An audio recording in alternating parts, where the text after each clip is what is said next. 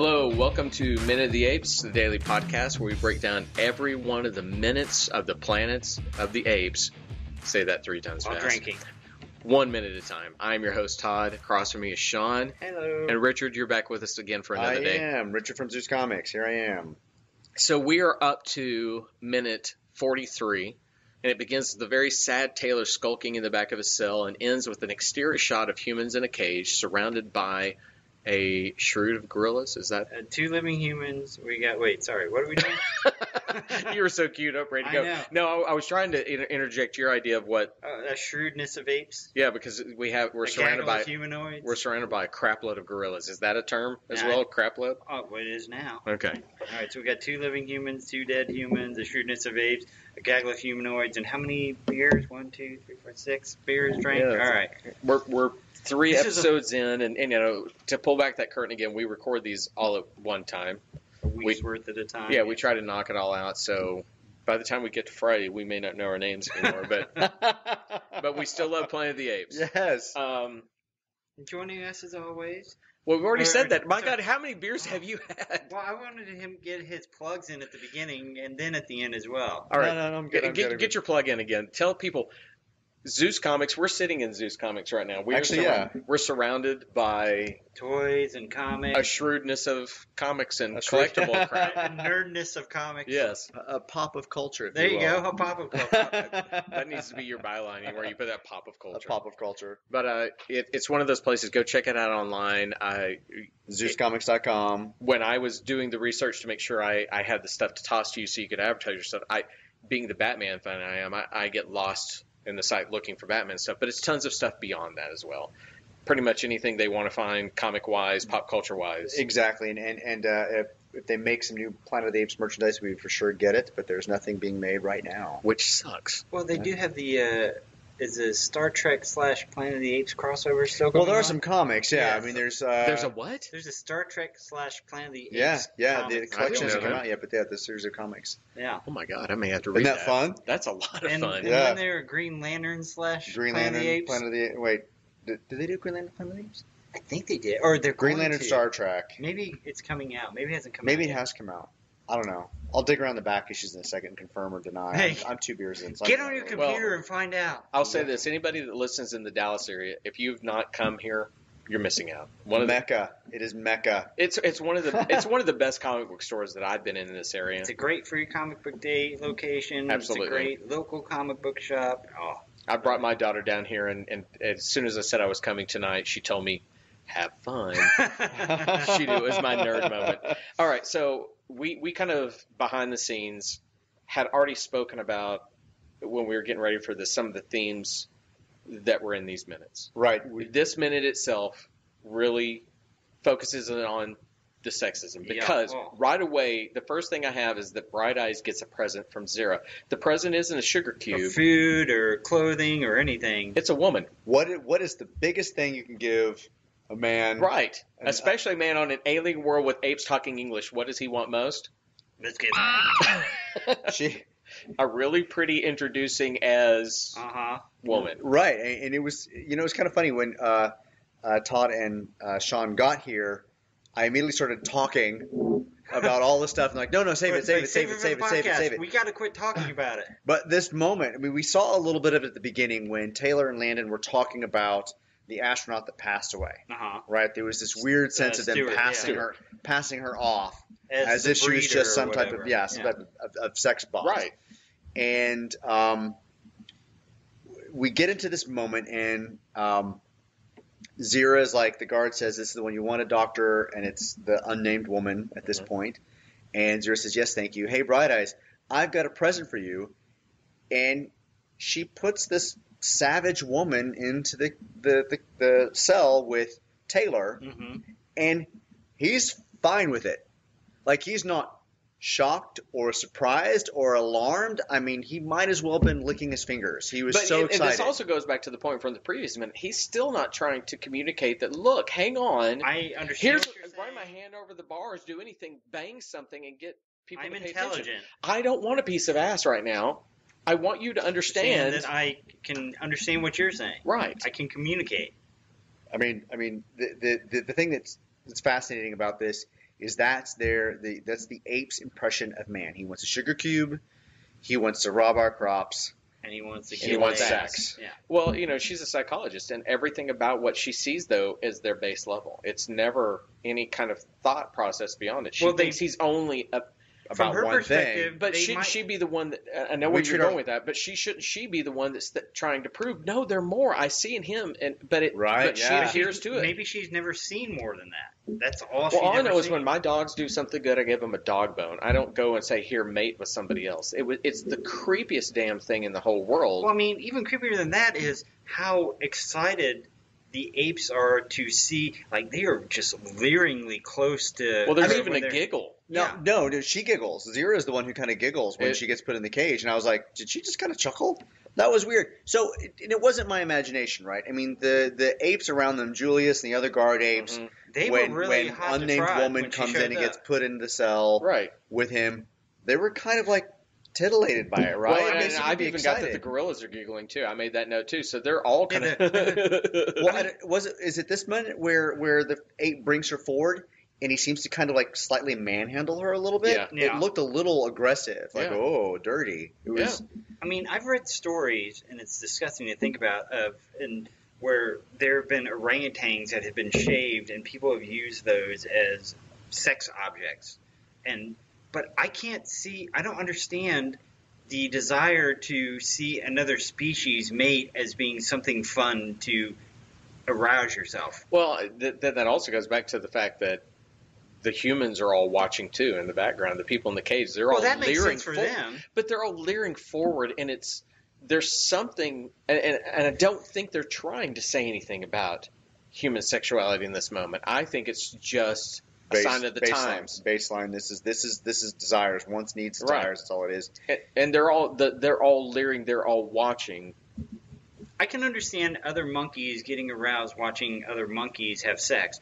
I can't understand a person getting aroused watching monkeys have sex. So how does that reverse and say, how do monkeys get aroused watching humans have sex? I do have to say that we're going to have to put a parental advisory on this one before we post it. This is a mature... I've got some websites you need to go check out. Hey.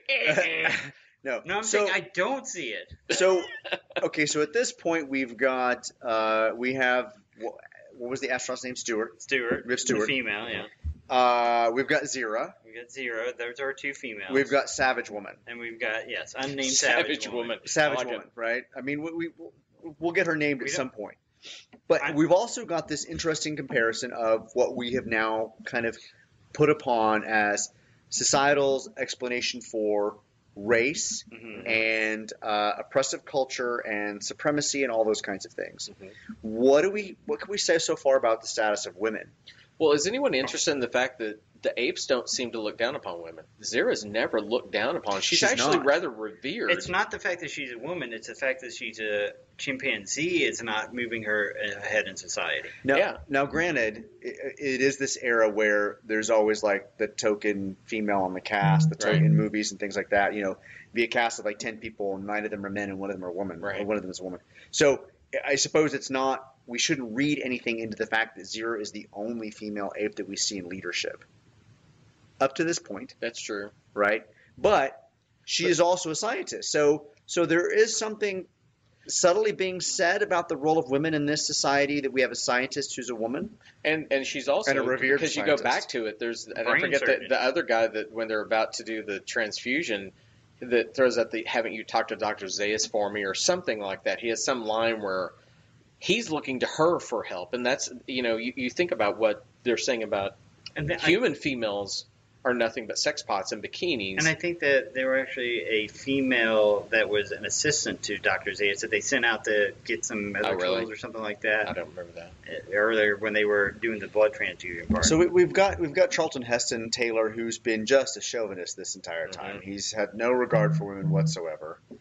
And he's being given this gift of this unnamed savage woman at this point as kind of a bait. And with all the discussion of what's happening with race in this movie up to this point, and the things that you kind of draw as a conclusion from the things that you may have read about the movie and so on, I found this moment of Zira using Savage Woman just kind of horrific. And I agree. And it doesn't really speak well about the role of women in society. But then I think about the fact that Zira is also a scientist. Like there's two messages. Are they making a commentary somehow about women of the 50s and 60s who were passive sexually in the eyes of society? A woman at that time cannot be a sexual being. We start thinking about at that time they were burning bras, and that was right. You were allowing women to step into a new era or perception. Or is she some condemnation because she gets the giggles as she watches someone like that, and Savage Woman will always sexy Savage Woman will always be that role. Yeah, is that what she's saying? I don't know. I don't know, but even if she thinks of the humans being more than they are, especially Bright Eyes, that doesn't. So you have a rat that is smarter than the other rats, and you give the rat a mate. That doesn't mean you think the rat is your equal. It's just another rat that you're testing on and giving it a reward for being better than the other rats in the test you're doing. What is she hoping by giving Taylor Savage Woman? Because she giggles at the end, so it just sounds almost like it's just fetish. It doesn't sound like there's a scientific experience behind it. She's just giving him. It's just a reward for mimicking or trying to. Maybe talk that's it. Maybe it is a doggy bone. Yeah, it literally is. Here's the one thing I know you'll relate to. You did good. If you do good again in the future, you'll get another woman. We don't know. Wow, can I go to this society? I love my wife, but I'm sorry. It's like. Shelley, I apologize. But there's, it's interesting. We're just breaking down this 1 minute. There's a lot of stuff that I can't talk about yet that hasn't happened. Right. There's a lot of discussion that goes on that I just cannot say. But in this moment, she's giving him a woman as a reward for trying to talk. And it's the scientist. It's the scientist female. Are they also condemning man that the only thing man wants is food and sex? For sure. For sure. That's the motivations, the desires at this point is just sex and food. So if the beginning was to tell us how bitter we were towards humanity, this middle 30 or the second 30 minutes is to tell us how lost humanity is. Well, you mentioned when they were talking about the outgrow of their food and supplies of the forest, and they migrate to our green belts and ravage our crops, that one of them had their arms outstretched, right? So now they're trying to prove that point. Maybe so. They're trying to show that it's true. Or it's not necessarily how lost humanity is; it's how bad humanity treats less. If we're supposed to be the monkeys or the apes, it's how humanity treats things that we consider lesser than us. Not as our equal or anything, because they may not necessarily be our equal, but the fact that they're not our equal doesn't mean that you have to punch down on them. That means you should raise them up. If we're dealing with class and minority and all that stuff, we may be thinking that this is we just think that our the base of desires is what they want. That's very dark, but that's kind of what maybe they're trying to say. But when you look at character and you look at any story in a character should remain true to their beliefs until it intersects with the place that they doubt themselves. They have a set of beliefs, and why do they have beliefs? Sometimes it's to mask the things they feel inferior about, whatever it may be. Zira has a set of beliefs. Look, he can do it. I know they can do it. She has this optimism of what man can be, yet she completely blows apart man. And that seems very counter to the character they just established 5 minutes before. So going back to this idea that maybe she is our voice of reason, our voice of science, our voice of compassion, and she's the character we're supposed to follow throughout. Is this kind of like the dark secret about her that is also about all of us? That we secretly believe in all of these stereotypes that we protest against?Maybe. Wow. Let's all take a drink. Cheers. Cheers. Cheers. You just blew my mind. That's a very good point. I'm curious. It's not typical storytelling to have a character betray who they are, to point that out. But doesn't this feel... It does fit. It just feels odd, though. Do we want to believe that they were that intelligent in 1960? Wait, how could 60 years ago people be smart? These same stories just kind of wrote. We talked about this. We talked about this in the last minute or the minute before about how all of these things about authority and society and race, they all just kind of continue this chain.